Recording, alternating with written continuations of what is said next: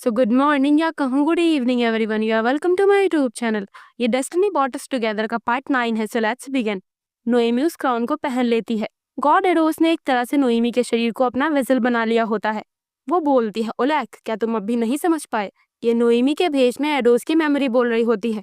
वो आगे कहता है, इंसान तुम्हारे हाथों की कठपुतलियां नहीं. ओलैक घबरा कर सोचता है, नहीं एडोस, पर ये तो नामुमकिन है. एडोस अपनी शक्तियां इकट्ठा करने लगता है. चारों तरफ धूल के बवंडर उठने लगते हैं. रॉयक सोचता है, एक आम इंसान इस तरह की पावर्स का यूज कर सकता है.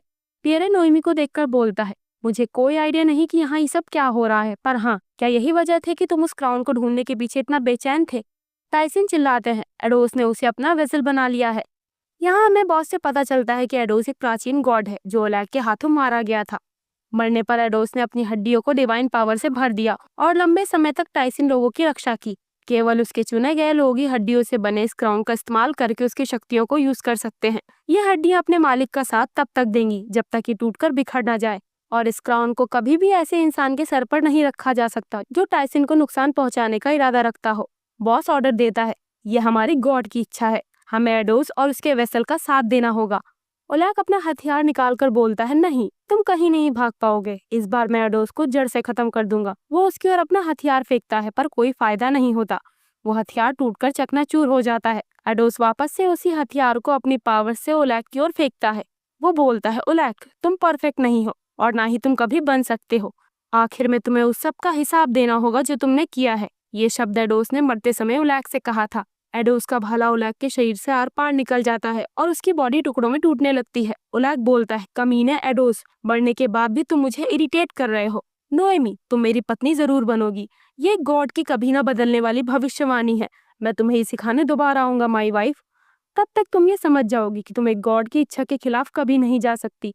ये कहकर वो वहां से गायब हो जाता है और एडोस भी नोएमी के शरीर को आजाद कर देता है. नोएमी बेहोश हो जाती है. एडोस अपने इल्यूजन में उससे कहता है, इस दुनिया में ऐसी कोई चीज नहीं जो कभी बदल ना सकती हो. कुछ चीजें अपनी जिद पर जिंदा रहती हैं और इंसान उनके खिलाफ जा सकते हैं. नोएमी, मुझे बताओ, तुम किसके खिलाफ लड़ रही हो? इधर रॉयक और एंजो आर्च बिशप यानी एंजो के डैड के साथ में होते हैं.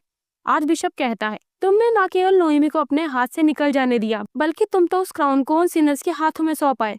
एंजो बोलता है, लगता है सिनर्स नोएमी के साथ काम कर रहे हैं. मैं इस सबकी जिम्मेदारी लेने को तैयार हूँ. आज बिशप चिल्लाकर कहता है, आखिर उस लड़की की इतनी हिम्मत कैसे हुई कि वो हमें परेशान कर रही है? वो एक लकड़ी का स्टैंप उठाकर एंजो की ओर फेंकता है जिससे एंजो के गाल पर खरोच आ जाती है. वो बोलता है, एंजो, इस बार मैं तुम्हें स्लैन भेज रहा हूँ. भले ही तुम्हें उस थियो फ्रिगेट को जान से मारना पड़े, फिर भी तुम अपनी बहन को वापस लेकर ही लौटना. बाहर आने पर एंजो रॉयक से कहता है, तुम ध्यान रखना कि तुम्हारे परिवार पर किसी तरह के चार्ज न लगे और तुम्हारे भाई को कोई नुकसान न पहुंचने पाए. तुम ज्यादा परेशान मत होना और अभी तुम घर लौट जाओ. रॉयक बोलता है, मुझे तुम्हें डेविल की हड्डी के बारे में कुछ बताना है. रॉयक उसे सारी बातें बता देता है. एंजो सोचता है, क्या नोएमी ने वो क्राउन पहन रखा था? पर ये तो नामुमकिन है. मुझे इस बात पर यकीन है कि नोएमी की जगह मैं उस क्राउन को पहनने वाला था. यही मैंने उस भविष्यवाणी में देखा था. तो क्या सच्चाई ये है कि क्राउन पहनने वाला पर्सन मैं नहीं था? एडोस नोएमी से कहता है, तुम भविष्य देख सकती हो जबकि मेरे पास अतीत देखने की पावर है. हम वही हैं जो अतीत और भविष्य को जोड़ सकते हैं. पास्ट और प्रेजेंट एक समय पर एग्जिस्ट नहीं कर सकते, लेकिन थोड़े समय के लिए ये काम कर सकता है. तुम और मैं, हम दोनों के पास ही ज्यादा ताकत नहीं, तो ये आसान नहीं होगा, पर मुझे यकीन है कि तुम ये कर सकती हो. अपने प्रेजेंट टाइम को ठीक करने की कुंजी स्लैन की राजधानी में है. तुम्हें वहां जाना होगा. देन नोएमी को होश आता है. वो अचानक से उठकर बैठ जाती है. पियरे, जो कि वहीं बैठा होता है, वो पूछता है, तुम उठ गई? अब तुम्हें कैसा लग रहा है नोएमी? तभी वो बोलती है, थियो, वो कहाँ है? क्या वो ठीक है? पियरे उसे थियो के कमरे तक ले जाते हुए बताता है, इसकी कंडीशन अब खतरे से बाहर है, पर अभी तक इसे होश नहीं आया. नोएमी उसके पास बैठकर सोचती है, अगर मैं इन्हें टच करूं तो शायद मुझे ये पता चल जाए कि कब उठेंगे. वो उसे छूती है पर उसे कोई विजन नहीं दिखाई देता. वो सोचती है, क्या, पर ऐसा क्यों हो रहा है? थियो एक सपना देखता है जहाँ वो अपनी ग्रेट आंटी के साथ में होता है. आंटी पूछती है, तुमने एक ही साल में 11 देशों तक का सफर कर लिया, क्या तुम पागल हो? थियो बोलता है, मैं बिल्कुल आप पर गया हूँ जिसे अपने घर बसाने की कोई फिक्र नहीं. आंटी सोचते हुए कहती है, घर बसाना, ये इतना भी बुरा नहीं होता. थियो बोलता है, क्या वाकई? आपके लिए ये यकीन करना थोड़ा मुश्किल होगा. आंटी बोलती है, मेरे लिए नहीं, मैं तो तुम्हारे बारे में बात कर रही हूँ. तुम ईमानदारी से बताना, क्या तुम कभी भी अपने मन में ये नहीं चाहते कि तुम सेटल हो जाओ, अपनी जिंदगी में एक ठहरा हुआ पॉइंट होना, या कहूँ अपनी भटकती हुई नाव के लिए किनारा ढूंढना? थियो, कहीं तुम कुछ भूल तो नहीं रहे? थियो अचानक से बोलता है, हाँ नोएमी. आंटी कहती है, हाँ, वही तो तुम्हारा किनारा है। अगर अब तुम्हें इसका एहसास हो गया हो तो तुम कभी भी उसे अकेला मत छोड़ना। घर बसाना इतना भी बुरा नहीं होता। ये एक ऐसा फैसला होता है जो तुम तब लेते हो जब तुम्हारे पास वो पर्सन हो जिसे तुम हमेशा संजो कर रखना चाहते हो, समझे थियो? तभी थियो को होश आता है।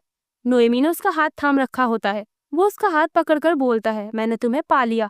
नोएमी कहती है, आप उठ गए। मैं ये सोचकर बहुत डरी हुई थी कि अगर तभी वो उसे हक कर लेता है। नोएमी इमोशनल हो जाती है। वो रोते हुए बोलती है, आपसे दूर रहना बहुत पेनफुल होता है। वो आप ही हैं जो हमेशा मुझे खुश रखते हैं। अगर मैं आपको हमेशा के लिए खो देती तो न जाने क्या होता। थियो, आई लव यू। मुझे उस भविष्य से बहुत डर लगता है जहाँ पर आप ना हो। मैं हमेशा आपके साथ में रहना चाहती हूँ। भले ही अभी हम शादीशुदा नहीं है, पर तभी थियो उसे किस कर लेता है। वो बोलता है, मैं भी यही फील करता हूँ। इस दुनिया में तुम्हारे सिवा दूसरा कोई नहीं जो मुझे इतना प्यार और खुशी देता हो। तो चलो हम जल्द ही अपने इस रिश्ते को आगे बढ़ाएंगे और शादी कर लेंगे। ये हम दोनों की चॉइस होगी। वो दोनों बाहर टाइसिन्स के पास आते हैं। थियो बॉस से कहता है, यानी तुम ये कहना चाह रहे हो कि नोएमी को इस आयरन क्राउन से अलग नहीं किया जा सकता? बॉस बताता है, हाँ, क्योंकि नोएमी को खुद गॉड एडोस ने चुना है, तो अब वो उस क्राउन से अलग नहीं हो सकती। अगर ये दोबारा 3 टुकड़ों में टूट जाए तो कुछ हो सकता है। इसीलिए अब तुम लोगों के पास उस क्राउन के साथ सफर करने के अलावा कोई चारा नहीं। पियरे उस क्राउन को तोड़ने की कोशिश करता है पर वो नहीं टूटता। थियो बोलता है, ये बुरा नहीं, जब तक ये क्राउन हमारे पास है ओलैक नोएमी के साथ कुछ नहीं कर पाएगा। वो नोएमी से कहता है, नोएमी, हमें इस लैंड से निकल जाना चाहिए। बॉस कहता है, ऐसा करने पर ओलैक तुम्हें दोबारा से टारगेट करेगा। वो नोएमी को अलग नहीं छोड़ेगा और ओलैक तुम्हें अलग करने के लिए कोई भी चाल चल सकता है, भले ही इसके लिए उसे पूरी दुनिया ही क्यों ना खत्म करनी पड़े। इसीलिए तुम्हें अगला कदम बहुत सोच समझ कर उठाना होगा। थियो पूछता है, तो फिर हम कहाँ जाएं? बॉस बोलता है, तुम्हें यही तो पता लगाना है। नोएमी बताती है, मैंने अपने सपने में एडोस को देखा था। वो चाहता है कि हम स्लैन की राजधानी जाएं। एडोस ने बताया कि मुझे वहां पर कुछ ठीक करना है। बॉस कहता है, उस क्राउन के जरिए ही तुम्हें यह ऑर्डर मिला है। थियो उसका हाथ पकड़कर बोलता है, जब हम अंधेरा में थे तो भी यही हुआ था। हमारा स्लैन में रहना ठीक नहीं लग रहा। हम कहीं और जाकर शादी कर सकते हैं। हमें किसी भी खतरनाक जगह पर जाने की जरूरत नहीं। मेरा मानना है कि तुम्हें पहले अपने बारे में सोचना चाहिए, इसके बाद दूसरों के बारे में। नोएमी नोएमी अपना सर झुकाकर बोलती है, थियो, मेरे फ्यूचर देखने की पावर्स खत्म होती जा रही है। थियो सोचता है, क्या यानी अब वो किसी का फ्यूचर नहीं देख पाएगी? नोएमी बताती है, इसका सीधा मतलब यही है कि मैं ओलैक के प्रभाव से दूर होती जा रही हूँ। इसीलिए मैं श्योर हूँ कि मुझे यही करना होगा। मैं एडोस के ऑर्डर को फॉलो करते हुए स्लैन की राजधानी तक जाना चाहती हूँ। मैं अब और ज्यादा नहीं भागूंगी। वो ये बात सारे टाइसिन लोगों के सामने बोलती है। वो सोचती है, ओलैक, उसने मुझे पूरी जिंदगी एक कैदी बनाकर रखा था। मैं एडोस का साथ देना चाहती हूँ क्योंकि वो ओलैक के खिलाफ है और ओलैक ने मुझे जो फ्यूचर दिया है, शायद उससे बचने का एकमात्र यही रास्ता है। मैं अपने सारे बंधन तोड़कर थियो के साथ एक खुशनुमा जिंदगी जीना चाहती हूँ। वो बोलती है, पर मुझे अभी भी ठीक से नहीं पता कि एडोस मुझसे क्या कहना चाहता था। मैं नहीं जानती कि मुझे किस चीज का सोल्यूशन निकालना है। बॉस कहता है, कम्युनिकेशन। अगर तुम एडोस के साथ कम्युनिकेशन कर पाती हो तो तुम्हें ये पता चल जाएगा कि आगे क्या करना है। इधर ओलैक जमीन पर लेटा होता है और उसका आधा शरीर खत्म हो चुका होता है। वो बोलता है, मैंने एक जंग में लड़ाई लड़ी और अब मेरे पास दिखाने के लिए कुछ भी नहीं है। मेरा शरीर भी टूटकर बस केवल इतना बचा है। वो उन फूलों से अपने शरीर को रिकवर करके कहता है, एडोस, कमीने, तुम आखिरकार मेरी पत्नी को राजधानी तक लेकर जा रहे हो। फिर से वही जगह। मैं इससे तंग आ चुका हूँ। वो अपने मंदिर में जाकर पुजारियों से बोलता है, मेरे वफादार नौकरों, तुम एंजो को स्लैन में भेजो और मेरी पत्नी को यहाँ वापस लेकर आओ। मैं चाहता हूँ कि वो सफर के दौरान मिले सारे फूलों को इकट्ठा करे और मुझे चढ़ाए। मेरे आदेश का पालन होना चाहिए। रात के समय ये तीनों साथ में होते हैं। नोएमी कहती है, जब हम उन लोगों से लड़ रहे थे और मैं घायल हो गई थी, तब एडोस सबसे पहले मेरे बेहोशी की हालत में प्रकट हुआ था। तो क्या सही समय आने पर वो दोबारा ऐसा नहीं करेगा? बॉस उसे कुछ चमड़े के बने कपड़े देकर बताता है, अब तुम उस क्राउन की ओनर हो। तुम्हें एडोस के प्रकट होने का इंतजार नहीं करना चाहिए और उसे पुकारने की प्रैक्टिस करनी चाहिए। तुम्हें ध्यान लगाकर उस क्राउन से जवाब मांगना होगा और इससे तुम्हें वो ताकत मिलेगी जिसकी तुम्हें जरूरत है। क्राउन के ओनर होने के नाते तुम्हें यही करना होगा। थियो उसे वो कपड़े पहना देता है। बॉस कहता है, ये सब करने के लिए तुम्हें पहले कम्युनिकेशन करना होगा और क्राउन के साथ जुड़ जाना होगा, क्योंकि ये क्राउन तुम्हें पास्ट की चीजें दिखाता है। अगर तुम्हारा इसके साथ कम्युनिकेशन सफल रहा तो तुम वो सारी घटनाएं जान पाओगी जो बीत चुकी है। नोएमी सोचती है, क्या सच में? अब तक मैं सिर्फ फ्यूचर ही देख पाती थी, तो क्या अब मैं अतीत भी देख पाऊंगी? बॉस बताता है, अगर कोई भी गलती हुई तो यहाँ आग फैल सकती है। इस क्राउन की शक्ति बहुत ज्यादा है। नोएमी क्राउन को हाथ में लेकर ध्यान लगाती है और चारों तरफ तेज हवाएं चलने लगती है। थियो आगे बढ़ता है। बॉस उसे रोकते हुए बोलता है, नोएमी को इस दौर से गुजरना ही होगा, इसीलिए उसे आगे बढ़ने दो। थियो बोलता है, पर यहाँ की हवा काफी तेज है, क्या ये सब ठीक रहेगा? नोएमी बोलती है, एडोस अगर तुम मुझे सुन पा रहे हो तो जवाब दो। तभी अचानक से उसे जोर का झटका लगता है और क्राउन उसके हाथ से छूट जाता है। नोएमी जमीन पर गिरने वाली होती है, तभी थियो दौड़कर उसके पास जाता है और नोएमी को चोट लगने से बचा लेता है। वो पूछती है, सर थियो क्या आप ठीक है? थियो कहता है, मुझे लगता है कि यह पावर कोई इंसान नहीं संभाल सकता। वो बॉस पर चिल्लाता है, क्या होता अगर नोएमी को चोट लग गई होती बताओ? बॉस कहता है, इसके बारे में कुछ नहीं किया जा सकता, तुम्हें ये दोबारा करना होगा। रात होने तक नोएमी कई बार एडोस से कम्युनिकेशन करने की प्रैक्टिस करती है, पर वो फिर भी सफल नहीं हो पाती। वो अपने टेंट की ओर जा रही होती है। थियो उसके पीछे पीछे आते हुए कहता है, राजधानी तक जाने का आइडिया तुम्हारा था, मैं तुम्हारे इस आइडिया की इज्जत करता हूँ, लेकिन मैं इस कम्युनिकेशन करने वाले काम से सहमत नहीं था। एडोस चाहे जो चाहता हो, तुम्हारी सेफ्टी ही मेरी पहली प्रायोरिटी है। थियो उसका रास्ता रोककर बोलता है, तुमने अपने आप को आजाद करने का फैसला लिया था, खुद को और खतरे में डालने का नहीं। नोएमी बिना कुछ बोले आगे बढ़ जाती है। थियो कहता है, जैसा कि तुमने कहा था, हमें उस समय का वेट करना चाहिए जब तक एडोस तुम्हें खुद ना बुलाए। अगर हम बस इंतजार करें तो अंत में वो निराश होकर तुम्हारे पास खुद ब खुद बात करने के लिए आ जाएगा। तुम्हें ये सब करने की जरूरत नहीं पड़ेगी नोएमी। इस खाली टाइम में तुम समुद्र के पास जाकर रिलैक्स कर सकती हो। नोएमी बोलती है, अगर मैं पुरानी नोएमी होती तो जरूर ऐसा ही करती, तब मेरी पावर्स इतनी कमजोर नहीं थी। अपना एक सुखी और खुशनुमा फ्यूचर देखने के बाद मुझे लगा कि उस सिचुएशन से भाग जाना ही बेहतर होगा, लेकिन अब मैं वो नहीं देख पा रही थी, मैं कुछ भी नहीं देख पा रही हूँ। वो इमोशनल हो जाती है। नोएमी कहती है, अभी तक मैं अपनी डिवाइन पावर का यूज करती आ रही थी, पर अब वो शक्ति पूरी तरह से खत्म होती नजर आ रही है, इसीलिए मुझे ये करना ही होगा। मुझे उस क्राउन को लेकर एडोस से बात करनी होगी, नहीं तो। वो सोचती है, मैंने ये कभी नहीं सोचा था कि मुझे ओलैक की छत्रछाया में रहने के बजाय उसे छोड़ने में ज्यादा डर लगेगा। अपने फ्यूचर देखने की पावर्स के बगैर मैं केवल एक साधारण इंसान हूँ जो कुछ नहीं कर सकती। वो रोते हुए बोलती है, मैं बहुत डरी हुई हूँ, मैं नहीं चाहती कि मैंने जो आपके साथ वाला फ्यूचर देखा वो गायब हो जाए। थियो उसकी बातें सुनकर बोलता है, नोएमी मुझे तुमसे कुछ कहना है। पहली बात, मुझे माफ कर दो, तुम पहले से ही इतनी परेशान हो, ऊपर से मैंने तुम्हें और चिंता में डाल दिया। पर क्या तुम्हें मालूम है, तुम ये सोच रही होगी कि तुम उस फ्यूचर को फॉलो कर रही हो जो तुमने देखा है, पर ऐसा नहीं है। ये मैं और तुम है जो अपना फ्यूचर बना रहे हैं। तुम्हारे सामने अलग अलग रास्ते रखे गए थे और तुमने चुना कि तुम्हें किस रास्ते पर जाना है। तुम मेरी ओर देखो, पहले मुझे बेलोन फैमिली से बेहद नफरत थी, पर अब मैं तुमसे प्यार करने लगा हूँ। तुम्हारे इस फैसले ने न केवल तुम्हारी लाइफ को बनाया बल्कि मेरी जिंदगी को भी बदल दिया। इस प्रोसेस से हमें जो चीजें मिली है वो इतनी आसानी से गायब नहीं होंगी। नोएमी थियो को गले लगा लेती है। वो बोलती है, मैं हमेशा इस बात को लेकर परेशान रहती हूँ कि अभी जो मेरे पास है वो मुझसे छीन लिया जाएगा। आखिर लोग इन फीलिंग्स को अपने काबू में कैसे रखते हैं? थियो बताता है, हर इंसान शांत रहने की कोशिश करता है। नोएमी, तुम्हारा मेरे जैसे आम लोगों की दुनिया में स्वागत है। वो दोनों ही खुश हो जाते हैं। तभी वहां पर बॉस आता है। वो बोलता है, हम कल भी उसी टाइम पर मिलेंगे। इधर मैनमन मेंशन में शादी की तैयारियां जोरों पर होती है। टेलर, मेड, अटेंडेंट, ये सारे लोग बार बार ह्यूज के पास सलाह लेने के लिए आ रहे होते हैं। इस सबसे ह्यूज का दिमाग खराब हो रहा होता है।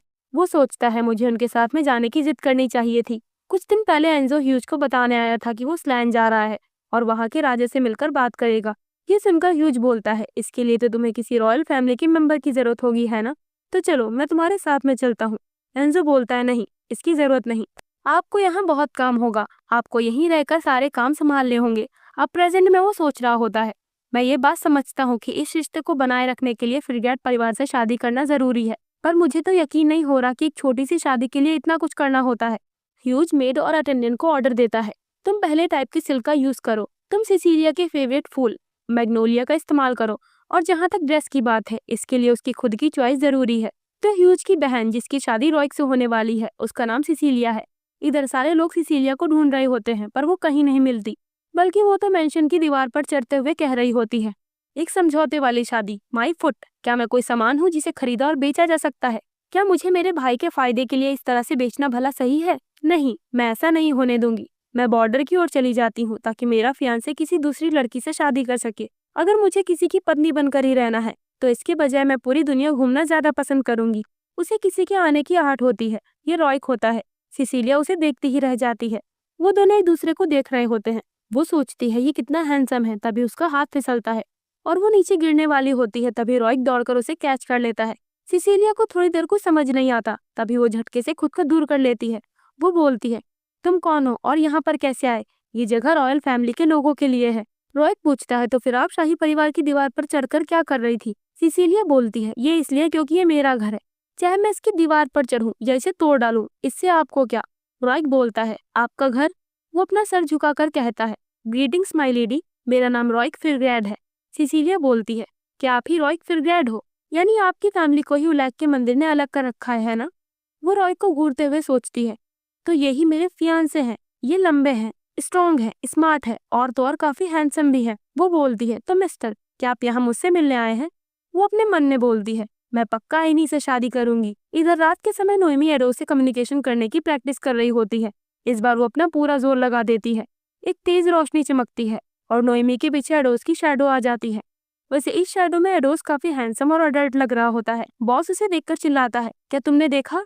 तुम जो ये सीन देख रहे हो वो इस क्राउन से जुड़ा हुआ अतीत है। नोएमी को अपने सामने प्रेजेंट, पास्ट और फ्यूचर की घटनाओं के विजन दिखने लगते हैं, लेकिन इस सब से वो कंफ्यूज होने लगती है। वो सोचती है, मुझे सही नहीं लग रहा। ये सिर्फ एक इंसान का भविष्य देखने से बिल्कुल अलग है। मैं इसे ज्यादा देर तक हैंडल नहीं कर सकती। वो बेहोश होकर जमीन पर गिर जाती है। थियो उसके पास आता है। बॉस बोलता है, ये तो बस बेहोश हुई है। तभी थियो सख्त आवाज में बोलता है, नहीं, बस बहुत हुआ। तुम इससे ये सब करवाना बंद करो, समझे? इधर नोएमी इल्यूजन में एडोस की मेमोरी से मिलती है। वो बोलता है, तुमने कर दिखाया, अब हमारे लिए ऐसे मिलना आसान हो जाएगा। नोएमी बोलती है, मैंने वो एहसास किया, उस वक्त कोई मेरे पीछे था। क्या वो तुम थे? एडोस अपना सर हिलाकर बताता है, हाँ, वो मेरे इस तरह एक मेमोरी बनने से पहले की बात है। अभी तुम मुझे देख रही हो, वो मैं हूँ, पर अब मेरा नाम, मेरा यकीन और मेरा घर सब कुछ मुझसे चुरा लिया गया है। पहले मैं आपसे काफी लंबा और कंप्लीट हुआ करता था। अपने सच्चे रूप को दोबारा पाने के लिए मेरे फॉलोअर्स को अपने सिनर्स होने की बदनामी से मुक्ति पानी होगी। स्लैन की राजधानी में जो राजमहल है, वहीं पर इस सब की कुंजी है। तुम्हें उसे ढूंढने के लिए मेरी मदद करनी होगी। थियो नोएमी के पास में ही बैठा होता है। बॉस वहां पर आता है। वो एक जड़ी बूटी देते हुए बोलता है, ये एक हर्बल रेमेडी है, इससे नोएमी को रिकवर होने में मदद मिलेगी। थियो बिना कुछ बोले चुपचाप वो दवाई ले लेता है। कुछ देर बाद वो बोलता है, मेरी ग्रेट आंटी, मेरा मतलब जोआना फिरग्रैड, क्या वो भी इस क्राउन की पावर्स के बारे में जानती थी? बॉस बताता है, जोआना इस क्राउन की ताकत का इस्तेमाल करके हम टाइसिन और स्लैन के बीच की दरारों को सुलझाना चाहती थी, इसीलिए वो हम दोनों के बीच एक मीडिएटर थी। पर जैसे ही एक शांति का समझौता हुआ, वो उस क्राउन को लेकर भाग गई। हालांकि मुझे इस बारे में नहीं पता, पर लगता है उसने इस क्राउन की पावर को किसी और जगह यूज किया होगा, है ना? थियो सोचता है, मेरी बेवकूफ आंटी, उन्होंने ये सब जानते हुए भी मुझे एक बार भी इसके पावर के बारे में नहीं बताया। वो बोलता है, मुझे नहीं पता कि मेरी ग्रेट आंटी इस आयरन क्राउन का क्या करने वाली थी, और मैं ये जानना भी नहीं चाहता। मेरे लिए वो इंसान जो इस दुनिया में नहीं है, वो नोएमी से ज्यादा इंपॉर्टेंट नहीं हो सकता। बॉस सोचता है, क्या क्या जोआना मर गई? तभी नोएमी को होश आता है। एडोस भी उसी कमरे में वहीं पर होता है। सुबह के समय वो दोनों बाहर आए हुए होते हैं।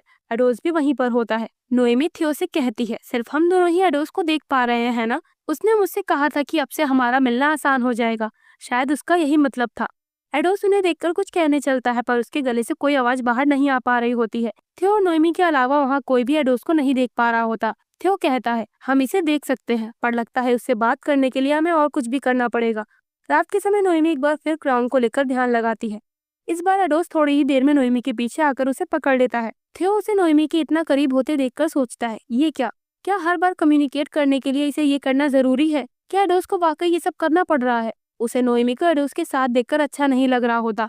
तभी बॉस कहता है, रुक जाओ, आज के लिए इतना काफी है, अभी इससे आगे बढ़ना तुम्हारे लिए सही नहीं रहेगा। थियो आगे जाकर नोएमी को पकड़ लेता है। अपने टेंट में आने पर वो नोएमी की खरोचों पर मरहम लगा रहा होता है। नोएमी सोचती है, मुझे ऐसा लगा जैसे मेरे माथे पर कुछ है। थियो पूछता है, नोएमी, तुम ठीक हो ना? नोएमी बताती है, दरअसल अब मैं उस क्राउन की ताकत को और अच्छे से फील कर पा रही हूँ, और ये एक तरक्की की तरह है। मुझे लगा जैसे एडोस ने मुझे ज्यादा करीब और कसकर पकड़ रखा था। थियो बोलता है, क्या कहा, कसकर?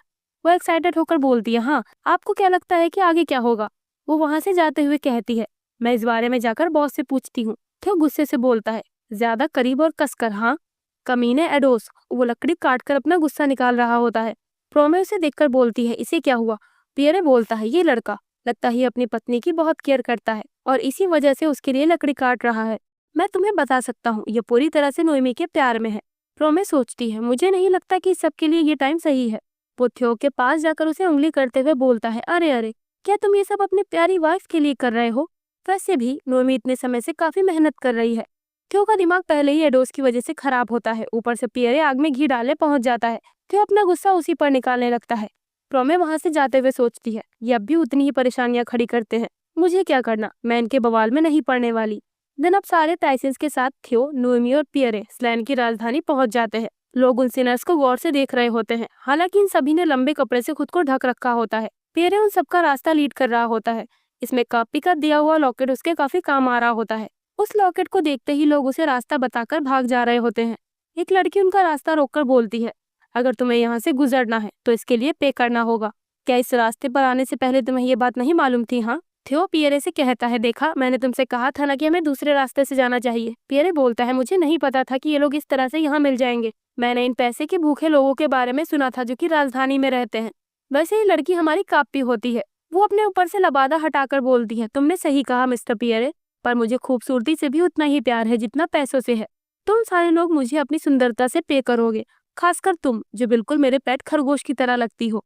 अब ये सब लोग कापी के गांव वालों से मिलते हैं। उनमें से एक लड़की नोएमी को गले लगाकर कहती है, शुक्र है कि तुम सेफ हो। दूसरी लड़की नोएमी का हाथ पकड़कर बोलती है, आखिर तुमने कौन कौन सी मुसीबतें झेली जिससे तुम्हारा खूबसूरत चेहरा इस तरह का हो गया? थियो सोचता है, नोएमी तो अब भी बहुत खूबसूरत है। पियरे हंसकर कहता है, सारे लोग हमें देखकर बेहद एक्साइटेड लग रहे हैं। कापी इशारा करके पूछती है, तो ये सारे लोग सिनर्स हैं? हाँ।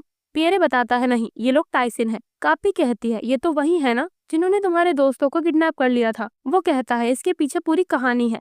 कापी बोलती है, चलो ठीक है, अगर ये रहने के पैसे दे रहे हैं तो ये सारे लोग भी हमारे मेहमान हैं। पियरे बोलता है, जरा रुको, तुम्हें तो कहा कि हम लोग अपनी खूबसूरती से तुम्हें पे कर रहे हैं। वो कहती है, ये बात सिर्फ नोएमी, उसके पति और तुम पर लागू होती है। मैं भला इन लोगों को यहाँ पर फ्री में रहने क्यों दूंगी? मैं कोई दानी तो नहीं। अगर ये यहाँ रहना चाहते हैं तो इन्हें इसके पैसे चुकाने होंगे। पियरे बोलता है, अच्छा ठीक है, तो तुम्हें कितने रुपए चाहिए बताओ? वो कहती है, टाइसन के हथियार पूरे दुनिया में सबसे मजबूत हथियार माने जाते हैं, तो यही मेरे लिए काफी रहेगा। रात के टाइम थियो और पियरे रोड पर टहल रहे होते हैं। पियरे बोलता है, मैं गश्त पर जा रहा था, पर तुम मेरे साथ क्यों आ गए? तो मैं वहीं रहकर नोएमी के साथ रिलैक्स करना चाहिए था। थियो बताता है, उसे अपनी कम्युनिकेशन की प्रैक्टिस स्टार्ट करनी है। नोएमी वो कर रही है जो वो कर सकती है, इसीलिए मुझे भी अपनी पूरी कोशिश करनी चाहिए। पियरे पूछता है, क्या तुम हम सबके यहाँ होने से परेशान हो? तुम्हें चिंता करने की जरूरत नहीं थियो। इस समय सभी लोग नोएमी की रक्षा कर रहे हैं, हम और वो टाइसन। भले ही वो थोड़े समय के लिए है, पर फिर भी आज मैंने देखा कि बिजनेसमैन भी उससे अच्छे से पेश आ रहे थे। और तो और, नोएमी के पास सिर्फ इंसानी दोस्त ही नहीं, बल्कि उसके साथ तो गॉड एडोस भी है। क्राउन की वजह से अब तो वो भी नोएमी का ही है। एडोस का नाम सुनते ही थियो का दिमाग गर्म हो जाता है।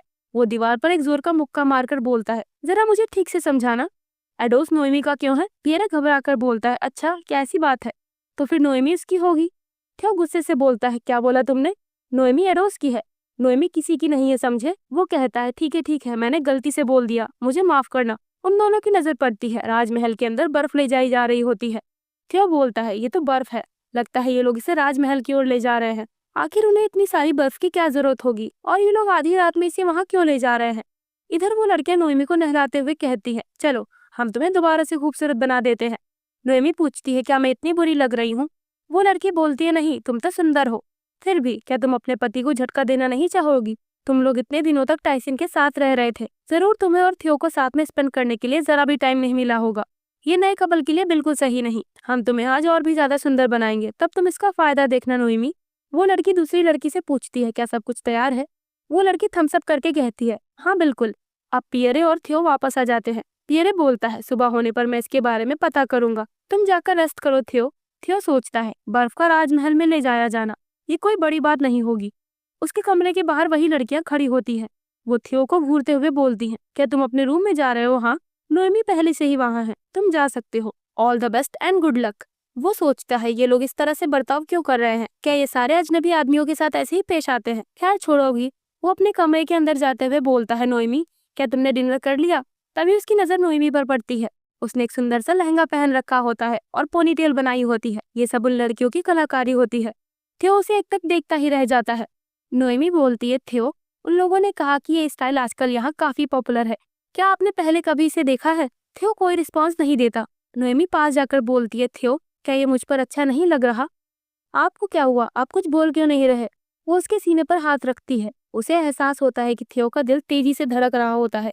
थियो शर्माते हुए बोलता है, बिल्कुल, मेरे दिल की धड़कनें तेज हैं और ये ड्रेस तुम पर जच रही है। नोएमी उसके कंधे पर हाथ रखकर कहती है, आपको पता है, जब मैंने आपको चूमा था तो मैंने एक विजन देखा जहाँ मैं बूढ़ी हो चुकी थी, और तब मैंने सोचा कि मैं सिर्फ आपके साथ साथ ही बूढ़ी होना चाहती हूँ, ताकि मैं अपनी पूरी जिंदगी सिर्फ और सिर्फ आपके साथ में रह सकूं। इसके लिए मैं कुछ भी करने को तैयार हूँ।